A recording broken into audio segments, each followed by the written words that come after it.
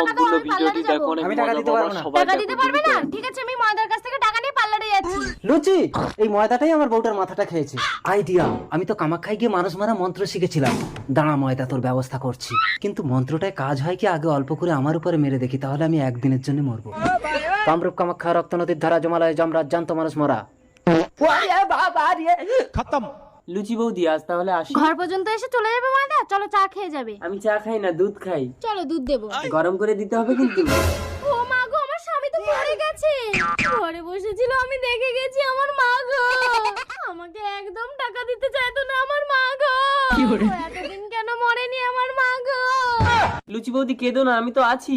দাদাকে ঠ্যাং ধরে টেনে হিচড়ে নদীর পাড়ে পুঁতে দিয়ে আসি। টেনে হিচড়ে ছাল চামড়া তুলে ফেলো আমার মা গো। খাও খাও, ভূতয় ডুবে যাও।